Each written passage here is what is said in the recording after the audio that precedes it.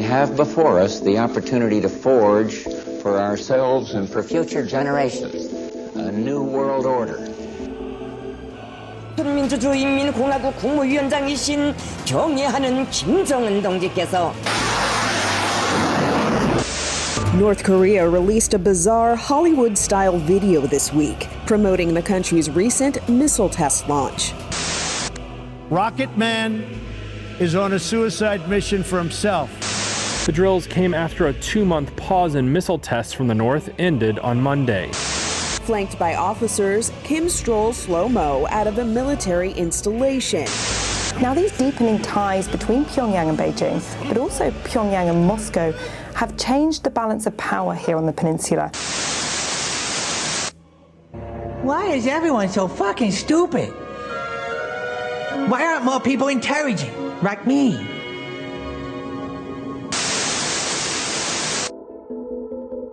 Rocket Man has a new toy.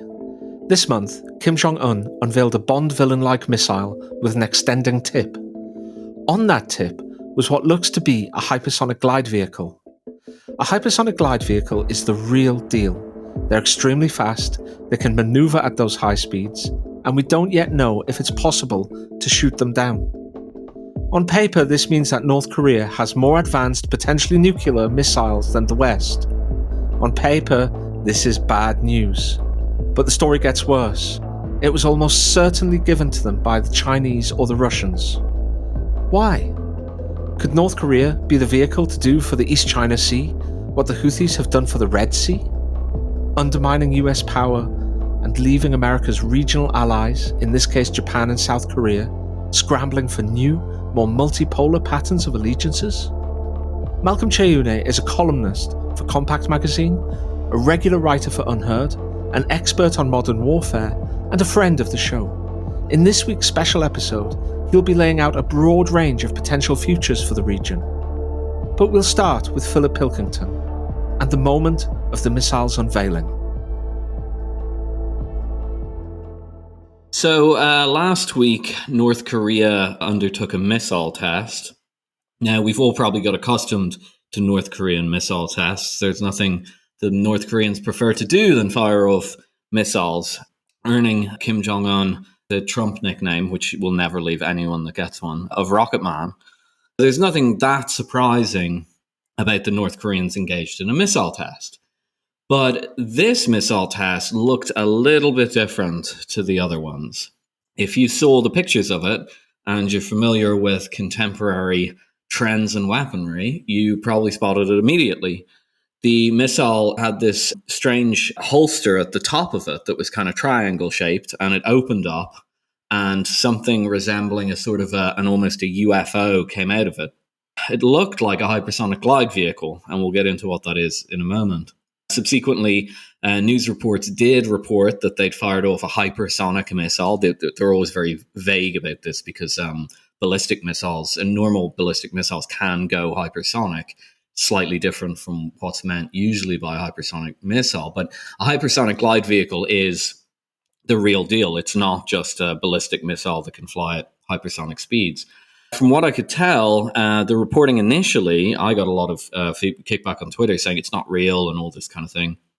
But from what I can tell, the US Navy has basically confirmed the North Korean report and only disputed it on the distance that the missile or the glide vehicle, they're not being specific, flew. So what is a hypersonic glide vehicle? Well, it is a type, I guess, of missile or missile craft that is fired on the back of a normal ballistic missile, except instead of going out of the atmosphere and doing a kind of a U shape or an N shape, an upside down U shape, and then coming back down on its target using the force of gravity, it breaks off from the ballistic missile just after leaving the atmosphere or going into orbit, and then it re-enters the atmosphere, much like, actually, in a way, I saw the analogy used, which I thought was quite good, of the spaceship vehicles that can fly out, the NASA shuttles that can fly out and then re-enter. Now, the difference between this and the NASA shuttles is it goes a lot faster. It flies at hypersonic speeds, which is anything from 5 times the speed of sound to 27 times the speed of sound. Some of these things are reported, at least, or claimed to One thing that they have going for them is speed. They're very, very fast. Another thing is they come in low, and that means that radar can only pick them up pretty much at the last minute, whereas radar, because it kind of goes out in a cone shape, if you can imagine that, it can pick up the ballistic missiles much earlier. And then the final thing it is going for it is it can steer. It can do maneuvers. And the way that the missile people describe this is it zigzags chaotically to its target. What does this mean? Okay, well, a couple of things. First of all, it means that US air defense is almost certainly threatened by this type of missile. Obviously, it's used, I should have probably said at the beginning, but it's used for nuclear payloads. It would be too expensive a vehicle to just use for a conventional payload, too advanced. So it's used for nuclear payloads. And it would vastly increase the probability that a North Korean nuclear warhead would get through Western air defense, which should absolutely terrify the West and the United States in particular. It should also be noted that we do not have hypersonic glide vehicles. The West doesn't possess this technology yet. We are working on them apparently, but they haven't managed to crack it yet unless they've done it in secret. Some people have theories that the UFOs and stuff like that are actually HGVs, but so far as we know, we don't have these things. So that in itself is really fascinating because it means that North Korea, as of today, has more advanced nuclear missiles than the West. And that should just kind of blow people away in a sense. That, North Korea that we've kind of sneered at and talked about it backwards and so on now has more advanced munitions in some sectors, in some crucial sectors like nuclear payload delivery. Question then is, of course, did they build it themselves? No, probably not. Almost definitely. I mean, maybe they put the thing together in North Korea, but it was almost definitely given to them by either the Russians or the Chinese. Looking at it, it does kind of look like the Chinese DF-ZF hypersonic glide vehicle, although it could be the Russian version. Russia have a version called the Avangard. We don't really know. But it was probably given to them by one. There's been rumors for quite some time now that the Russians have been handing over advanced missile technology to the North Koreans. A professor at MIT called Theodore Posel, who's quite controversial, but he's pretty well known in national security and missile world, and he's got a lot of stuff right. He's made some controversial claims as well. But back in August, he claimed that the North Korean Hwasong-18 test launch was actually a Russian Topol-M test launch. So an advanced Russian ballistic missile that had the capability of what's called multiple re-entry vehicles, which is kind of it's almost like a cluster bomb of nuclear weapons. And again, this makes it extremely difficult to intercept. Posel also claimed that the thing had decoy canisters that are very advanced and, again, can overcome air defense. So the HGV test, the hypersonic glide vehicle test, isn't in a vacuum. There have, for the past nearly a year, 10 months or something like that, there has been chatter in kind of missile analyst world that the Russians and now possibly the Chinese are handing over advanced munitions to the North Koreans. Now, we can talk about what that means going forward, but I think those facts are relatively well established. Maybe some people could say the hypersonic glide vehicle is fake. I don't really see any reason to believe that. I presume the US Navy would have made that claim. The South Korean Ministry of Defense and the Japanese government Ministry of Defense also weighed in, and none of them claimed it was fake. And also we have this Hwasong-18 test launch, which, if you believe Posel's analysis, is probably a Russian Topol-M, and the reason to give the North Koreans that would be to allow them to threaten American air defense. So as of today, that's where we stand. It looks like the North Koreans have more advanced missile technology than any country in the West, including the United States. The interesting thing here is just that, how do I put this? Like, people, once upon a time, they laughed at North Korea as you say, as backwards and primitive and so on. But I think that the shoe really dropped when it became clear that the North Koreans were providing the Russians with more artillery shells than the European economy combined for the war in Ukraine. And at this point, I think the North Koreans are essentially hitting the American production targets and the European production targets put together. So that could be a case of North Korea being, completely out of this world, or it could be a sign that the issue here is not that they are becoming so much stronger. It's that, like, the West is really not what it was. And I think that there's a couple of real, like, immediate implications of this shift in the way that the relative sort of military levels of power here interact. Because the other thing that's been going on recently in terms of the news, and we've commented on this before, but the Americans have now come out and said that the war against Yemen, the operation, actually, I think people say like Operation Prosperity Guardian, but the specific operation to bomb the Houthis in order to unblock the Red Sea is actually called Operation Poseidon Archer. But Operation Poseidon Archer is now admitted by the Americans themselves to be a failure. They say now that there is no military solution to the problem of Yemen, and that they really want a diplomatic solution. So what this means is that the West has now failed against a really, really poor country in order to get them to stop a blockade of one of the most important trade routes on the planet, like the second or third most important. The problem here is just that, like, these two things are just two aspects here of the way in which like the Western military advantage is no longer guaranteed. I mean, it's clear, for example, that the US has more tanks than North Korea. It's pretty clear that they have more aircraft carriers than Yemen. Nobody's doubting that. But once upon a time, these things clearly, like having more aircraft carriers than Yemen, clearly meant that you were in the driver's seat. But now it doesn't. And that's sort of where we are here in terms of like what these new weapon systems do, for example. Would America be in the driver's seat in any conflict with North Korea at this point? Probably not, actually.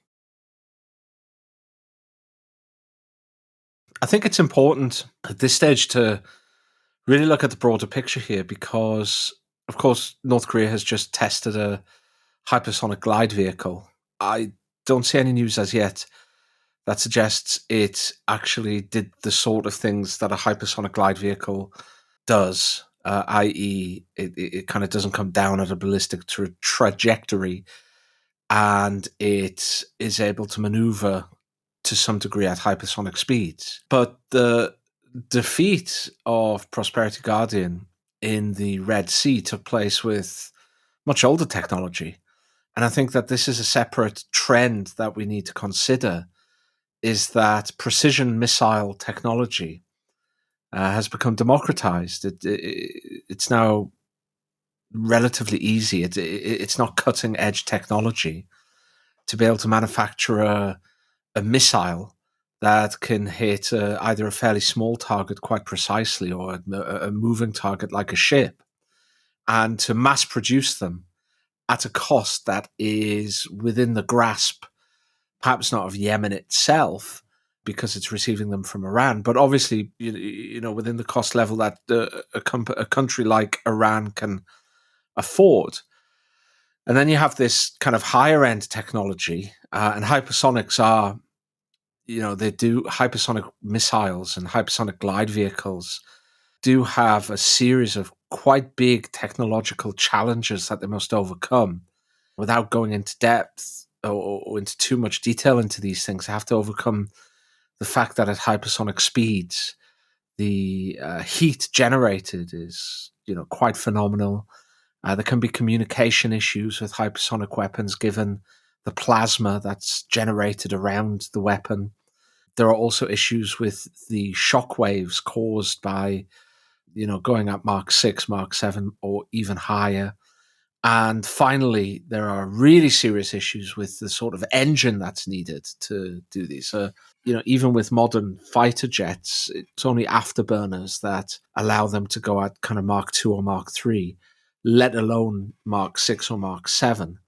So there are really a great deal of technological issues that must be overcome. And It's known that the US has been working on these for a long time, and they haven't been able to fully overcome them as yet, or, as far as we know.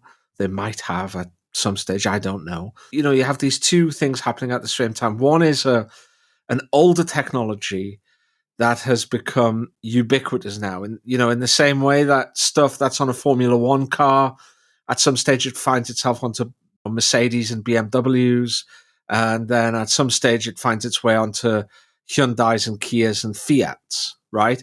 In the same way, you've got this, perhaps a bad analogy, but at the same way you've got these kind of precision guided missiles that are either subsonic or just supersonic, and they are able to provide precision strike en masse and at a cost that a great many countries can afford. And then at the other end, you've got this kind of new technology that the US seems to be behind in. Not necessarily North Korea, because as Philip said, it looks likely they were given this technology, but certainly behind Russia and China, it seems. And both of these things look as if they could change the kind of strategic landscape, as Malcolm has said.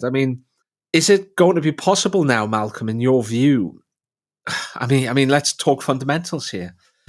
Can a maritime power like the United States and like Great Britain before it now do the sort of things that a maritime power must do to be a maritime power? Can it maintain the Pax Americana, the Pax Britannica? Can it keep open the sea lanes? Can it keep open maritime choke points like the Red Sea, like the Straits of Malacca, like the Taiwan Straits, like the English Channel? Can a maritime power do that anymore? Can a country like the United States project expeditionary force anymore? Well, the short answer here is probably no. And the US Navy in particular is not just battling this sort of inexorable march of technological progress. It's also battling the same thing that the entire US military is battling, which is you have all of these old legacy platforms produced at a time when the US had a much stronger industrial base. And these things have basically become relics from Warhammer 40,000 or something, where you have to maintain them doing a bunch of superstitious techno rituals, because once they're gone, they're gone. You can't replace them. This is true for stuff like strategic airlifters, where the US doesn't actually produce more airlifters. So if some Globemaster or whatever is lost to an accident, well, that's it. There's not going to be a replacement. That's just one less airlifter the US has. And the Navy can't really build new ships at anything approaching like target speed.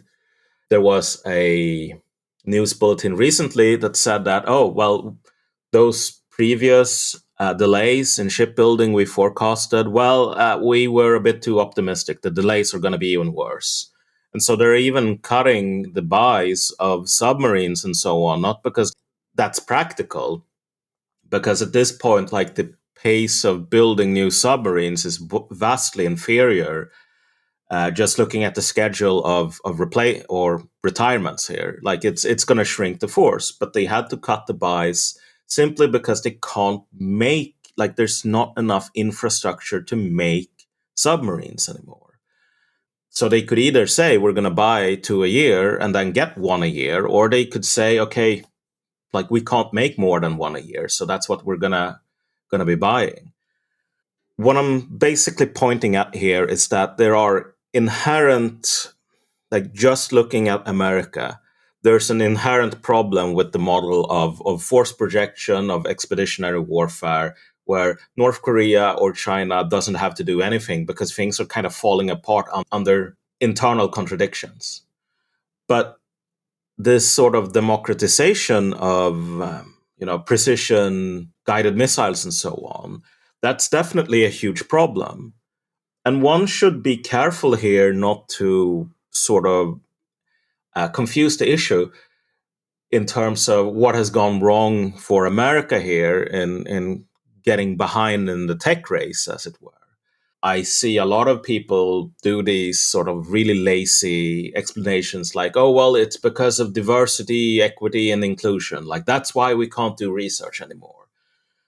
or, pointing to some sort of generalized cultural, technological, intellectual malaise. And while there might be something to explanations of that sort, one shouldn't forget that in some areas where the US is, enthusiastic, let's just say, the US still maintains a fairly sizable tech lead. So, sure, Russia and China have hypersonics, but they don't have tilt rotors like the Osprey. And for people who don't know, tilt rotors are basically something like a mix between an airplane and a helicopter, meaning that for takeoff and landing, the propellers of this airframe can be pointed upwards, and then they work kind of like a helicopter. And then for, cruise speeds, the propellers tilt forward. So you have something like a normal turboprop propeller plane. These present massive design challenges, which is why the Osprey is kind of infamous for crashing and killing Marines all the time, because the technology is genuinely really hard to figure out. There's a lot of points of failure. And the Americans are pretty much the only ones that have done this. And so, when the Americans want to get the lead in an area, it's not really impossible for them to do so, even today. It's just that the US has sort of pursued a military doctrine of all of these really expensive, really boutique platforms where you only have a couple of them, but they're so powerful that they're going to turn the tide of the war. And it can't really make up for its lack of interest in sort of missile technology, not because the US can't build missiles, but if the US started building all of these, if they embraced the Yemeni mode of warfare, for example, they looked at the Houthis and said, oh, well, some of the stuff you're doing is all right. I mean, we could probably do it too. If they said that, there's so much of the military that would be obsolete. And so what you see today is kind of a genuine lack of intellectual curiosity from even the smartest thinkers in America. So if you think about all of these realist thinkers in terms of their approach to the Taiwan issue, for example, they're still stuck in the narrative of, well, we still have a bunch of time, because a naval invasion is actually really hard. Doing Operation D-Day, landing on Juno Beach, that stuff is genuinely challenging. And so we in the US, we lost that in World War II, and it was really hard. And the Chinese will have to go back and study World War II and try to do it. But we're warning them it's not going to be easy. That's still the narrative. Even after the Houthis have illustrated that it's actually really easy to do a naval blockade. And China has, advantages by 5 orders of magnitude compared to the Houthis. They have a much bigger industrial economy. They have much more advanced weapons. A blockade of Taiwan is much, much easier to do. They have military satellites, which the Houthis do not have. And yet, nobody in America is talking about a naval blockade as a really serious issue. And it's not because they don't know, because they do. There have been reports and studies done on a naval blockade scenario. All of them that I've seen basically say, this is a giant problem. We don't have an answer to it. But in terms of the public discourse, it doesn't exist. If it did exist, you'd basically have to tear out the guts of the US military thinking and replace it wholesale. And everyone, I think, kind of realizes that the US is a bit too sclerotic and decadent and out of money to really be able to sit down and start over from scratch. Yeah, and I think it's worth then bringing in, since you mentioned the possibility of the Houthi strategy effectively being replicated in the South China Sea, Now, of course, I don't think it's fair to say that that's replication. It's just we'll see it in retrospect as replication. It's due to the fact that other militaries have been thinking about things, as you say, differently to us, who we seem to be either stuck in a mindset of kind of global policeman or World War II. It's like global policeman or World War II. It's like, which one of these is it? And it's never anything else, even though Ukraine looks like World War I and the Houthi thing looks like a naval blockade. And we're like, no, it's definitely World War II or global policing. So that's a big problem. But I think it's worth thinking about in light of, you highlighting the fact that the Houthis, I don't know if we can say the Houthis have won, but the US certainly haven't won the conflict with the Houthis. And there doesn't seem to be any chance that they will, from my perspective.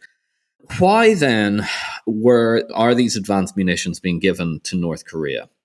When there were rumors of it last August, basically this was before the Houthi blockade, remember.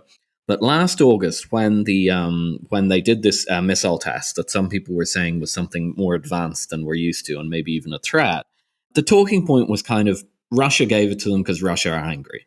So the idea was the Ukraine war, the fact that NATO had poured all this money and material into the Ukraine war got the Russians really mad, and they said, okay, well, if you're going to pour all that weaponry in here, we're going to pour some of this really advanced munitions into North Korea. And then they kind of give them a raspberry and they go, what are you going to do about it? At the time, I guess I didn't really give it much thought. Again, this was pre-Houthi last August, but now we're post-Houthi. And they, at least if this hypersonic glide vehicle thing is real, and the news reports say it's real, the US Navy hasn't denied it, South Koreans, Japanese haven't denied it. So it looks pretty real to me. If it's real, then I think we have to read it in light. I think your instinct there to read it in light of what's happening in the Red Sea is the correct one. Because the Houthis don't just show that, relatively replicable missile technology can grind shipping to a halt. They certainly have shown that. They also show the power of proxy forces. Now, of course, proxy forces have existed all throughout human history, probably. But I think the level of capacity to use proxies now is becoming more and more powerful, mainly due to the existence of nuclear weapons and the incapacity of any country to escalate beyond a certain point. So not just do we have a kind of a proxy force in Ukraine that's basically a NATO force, Ukrainian NATO force. I think that's pretty widely acknowledged now. I think even NATO say it at this point. And we also have the Yemenis, which are kind of a proxy Iranian force, both equipped by their respective masters, I suppose. That's a bit unfair, but you get what I'm saying. Is then North Korea not better viewed as a proxy player? It seems to me it probably is. So what is the advantage of giving North Korea the capacity to threaten the United States? Well, it seems obvious to me. It means that if North Korea do anything in the South China Sea, escalation can only go to a certain point. I don't know what that point is, but it's definitely, it can only rise to a level that doesn't existentially challenge North Korea. I mean, logically, that's just the case. So I wonder if these advanced munitions aren't being given to North Korea so that North Korea can become a bit of a cat's paw in the region, where, just to give an example, if anything started kicking off with the US Navy or something, and the Chinese thought, well, we don't really want to start launching anti-shipping missiles at the Navy quite yet, that would escalate things a little bit too far. North Korea could conceivably do it. And the Americans could only escalate that so far if North Korea had a credible technology that threatened the US mainland. So it very much feels to me like, if I'm correct about that, and again, I might be wrong, maybe, but like the pieces all fit, then I think it basically changes the entire geostrategic picture, at least from a military point of view, in the region.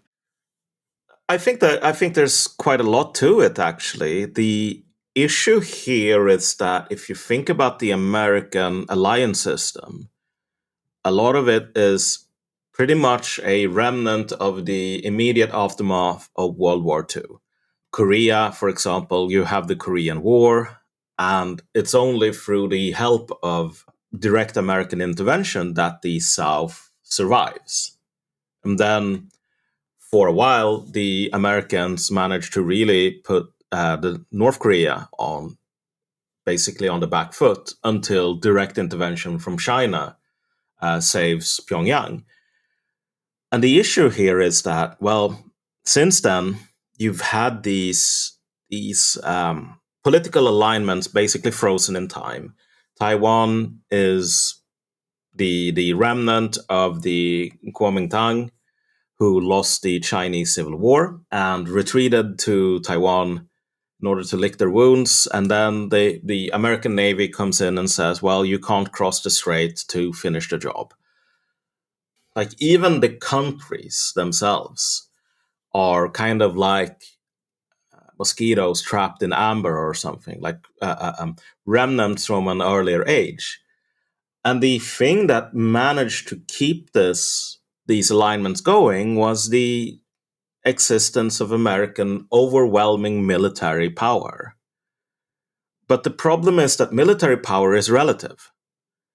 If I have a nuclear weapon, that's really good to threaten a state. It's not very good in terms of, well, I have a nest of wasps that I want to get rid of.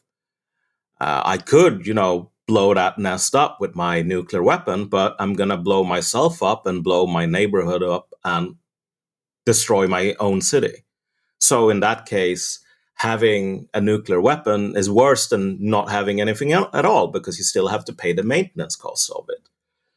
And so the US used to exist in a sort of military logic where having 11 aircraft carriers, that basically meant that you couldn't be opposed. If that changes, if you can have 11 aircraft carriers and you still have to pay the maintenance for it, and you still have to furnish the sailors, and you still have to keep the airframes in the air wing going, and all of these things are ruinously expensive at this point. But none of this actually allows you to really, sail up to North Korea and dictate terms. Then you're in a worse position than if you didn't have those carriers in the first place. And the problem here is that for countries like Japan, countries like South Korea, North Korea is a legitimate threat. It's pretty clear, looking at these sort of panels held by think tanks and so on in the Washington, D.C. swamp, that there is a problem of communication between the Americans and the Koreans at this point. Because at every point, at every opportunity they're given, the South Koreans basically say, well, okay, let's say there's a war. How are you going to help us against North Korea? And the Americans just tell the South Koreans, oh, don't worry about it. Don't worry about it. They're very cagey about the details at this point, because it's kind of an open secret that if North Korea goes off the leash,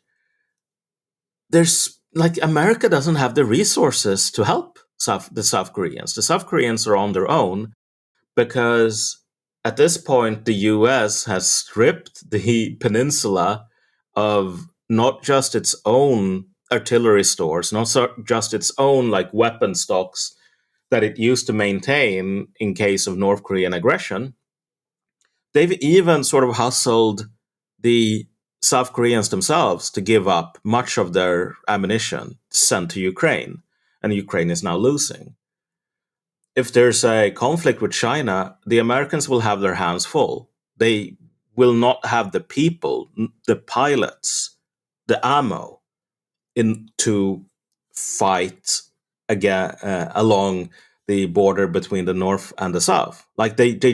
It's just not possible for them. And the South Koreans are growing increasingly worried that they will be used as, kind of a disposable cat's paw themselves against China. And that there really won't be any help coming in case the cat's paw to the north decides to act against them. And so South Korea, Japan, even the Philippines, they're all kind of facing this question of, what use are the Americans to us these days? We used to rely on the Americans for overwhelming military power, so we didn't really have to worry about being attacked, because the Americans could always deal with any threat. And now suddenly the world seems to be full of threats where the Americans are signaling that we're on our own. So what use is this alliance structure to us? And all of this, like support for North Korea, just inflames that tension even further. I think it's important to think about what sort of a deterrent North Korea could gain by having a credible hypersonic glide vehicle, or the sort of analog of the Russian Topol missile that could hit the US and credibly evade all American air defense systems. I think a nice way to enter that discussion and that understanding is to think about the British nuclear deterrent and what it is and what it isn't. For those who don't know, the British nuclear deterrent is a submarine-launched nuclear missile system. It launches Trident nuclear missiles from ballistic missile submarines. We don't have in Britain any kind of missile silos that fire intercontinental ballistic missiles like the Minuteman III missiles that the Americans have. We don't have mobile missile systems like the Russians have. You see those like huge 18-wheel or 18-axle trucks that fire these massive ICBMs off them. We don't have anything like that. And we don't have air-launched missiles. The other thing that we don't have are tactical nuclear missiles, the smaller yield nuclear missiles that can be anything from a couple of kilotons up to a bit bigger than, Nagasaki, 20, 30 kilotons, that can be fired from fighter jets, that can be fired, even from artillery, but certainly from multiple launch rocket systems. So what we've essentially got is a submarine-launched strategic nuclear missile. So what does that deter against? Well, the only thing really it deters against, the only thing the British nuclear deterrent deters against, is a strategic nuclear attack on the United Kingdom itself. Like, why is that? Well, let's imagine that Britain sends troops to Ukraine and the Russians, launch a small tactical missile with a 5 or 10 kiloton yield. That's a huge explosion. Is the United Kingdom going to respond with submarine-launched city killers to that? No, of course it's not. The UK can deter against a strategic nuclear attack on the UK, but it can't necessarily deter anything lower down the ladder from that. And that goes right down the ladder to military defeat on the battlefield in a conventional war.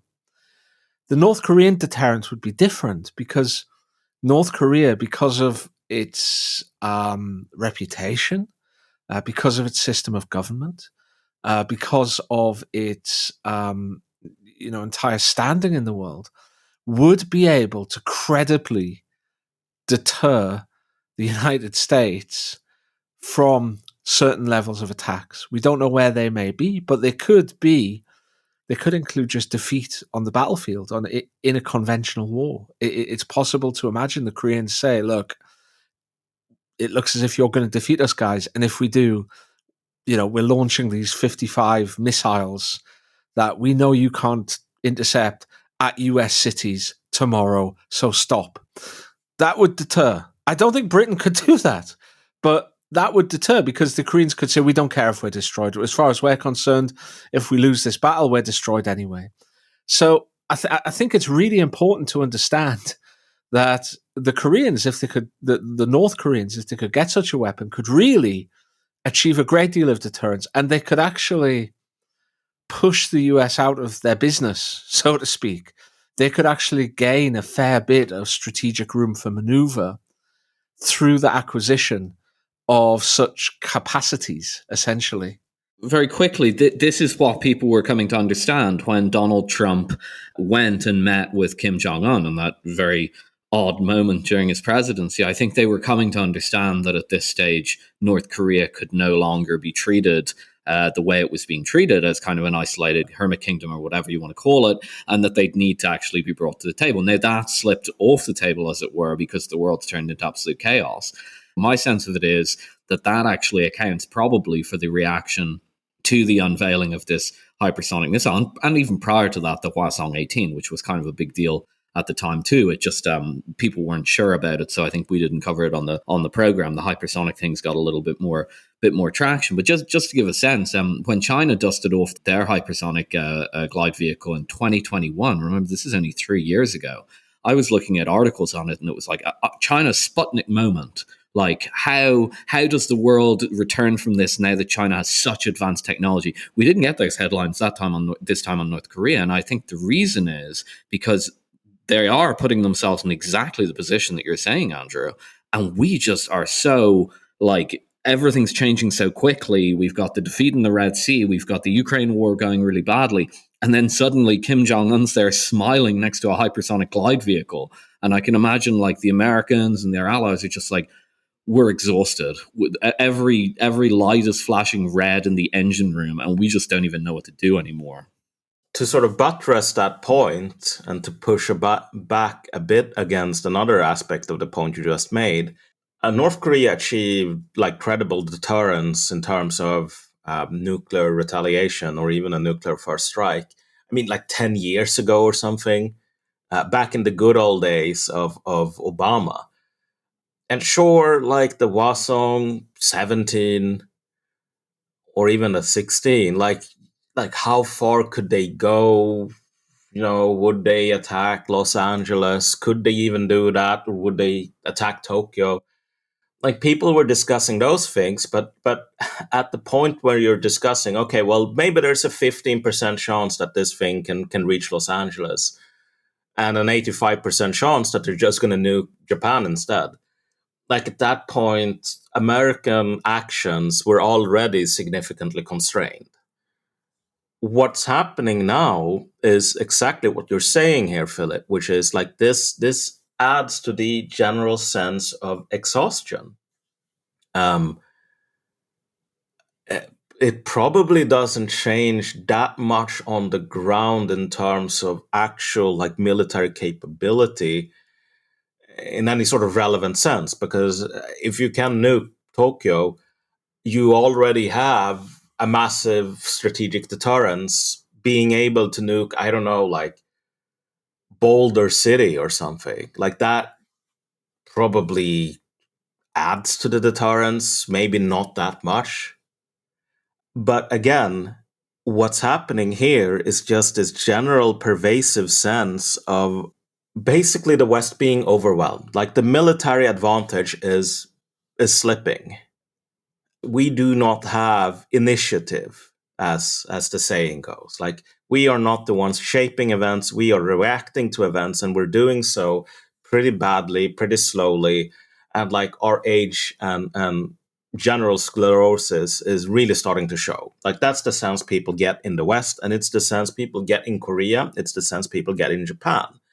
And the more they get that sense, the more they go, maybe this alliance system isn't a great idea, because we will be the next Ukraine if the Americans don't come through for us. Like, we will be the ones to get our countries destroyed, either militarily or economically, or a combination of both, God forbid.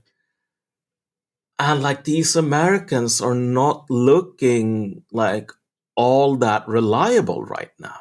I remember in a very early Multipolarity podcast, we interviewed Samo Buria, and he made the point that had never occurred to me before, is that in the event of the Chinese attack on Taiwan, like a full-blown attack, not a single missile or a warning, but a full-blown invasion, it might well be that the Taiwanese elite, you know, the political class and especially the business elites, just say, okay, let's do a deal. You know, we don't want to see our entire life's work and all our capital destroyed.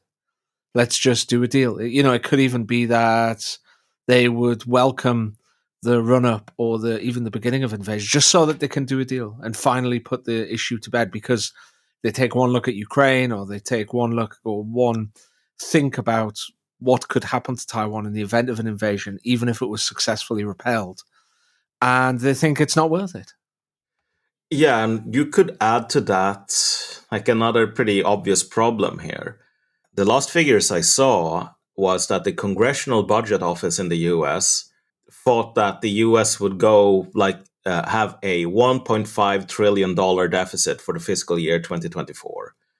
But I mean, halfway into 2024, we have a problem, Houston, which is that the deficit up until this point, I think it's the fiscal year, the deficit is now at 1.1 trillion.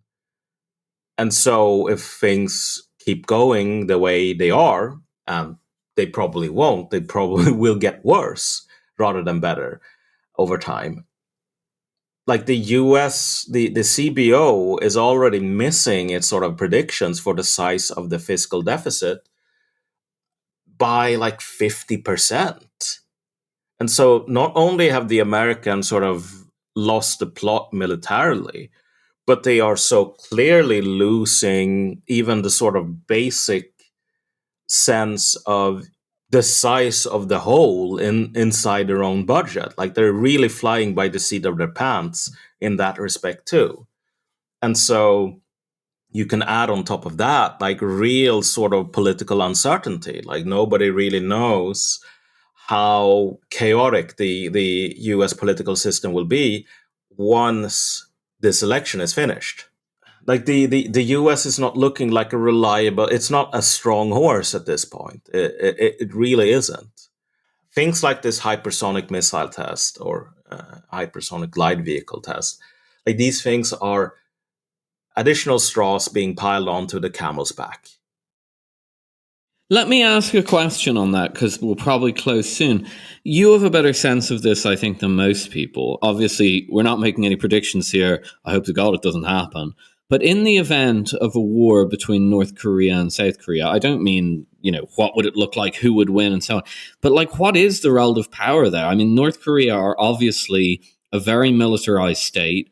They use most of their economy to have their military, and that kind of shows, I think, in the way that they'd actually they think about war, they'd be more ready for it, and so on. And South Korea obviously is a hyper consumer society with a fairly large military, is my understanding. But Malcolm, do you have a sense of the relative military balance between the two Koreas?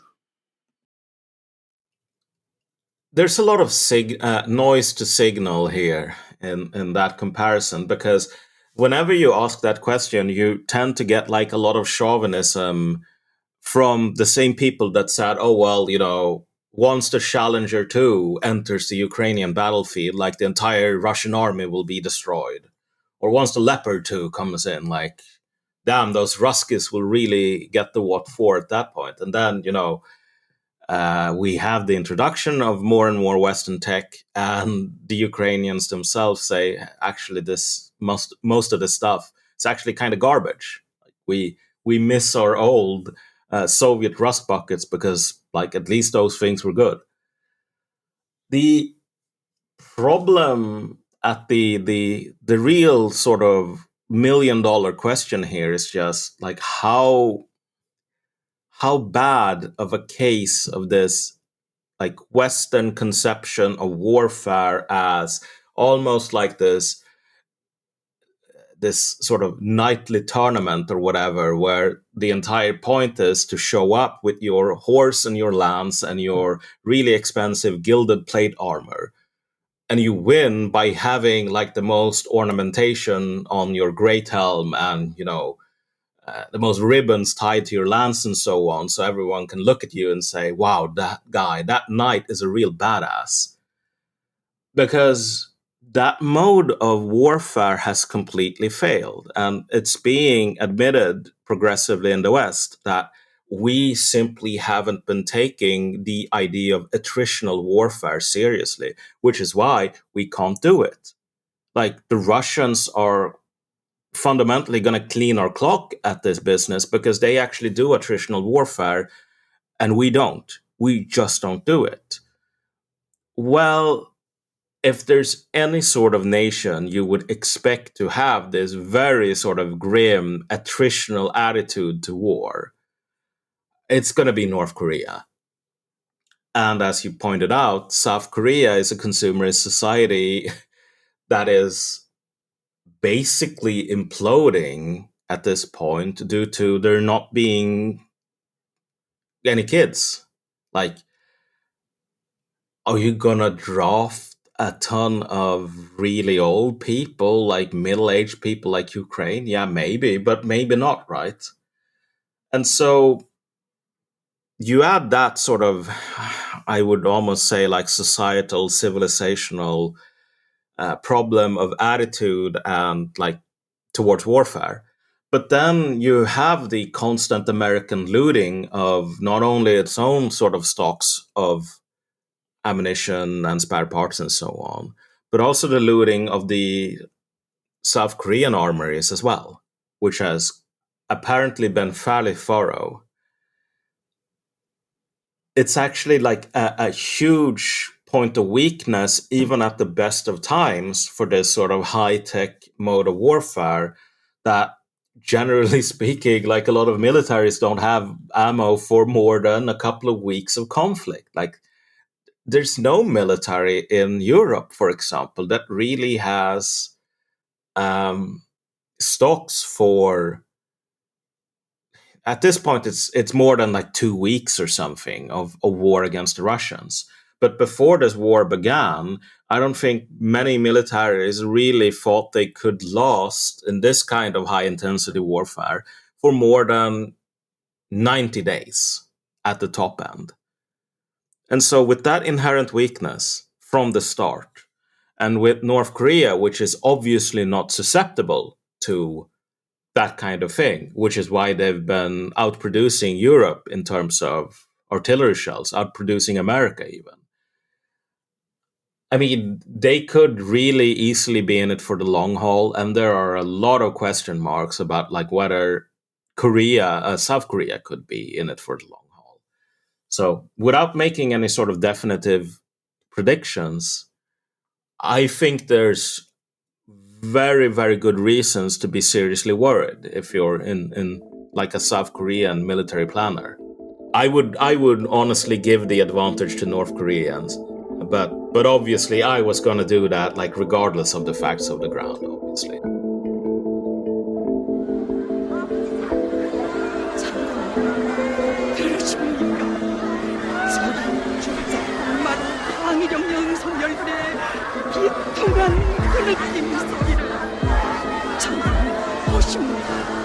조선혁명 책임진 주인이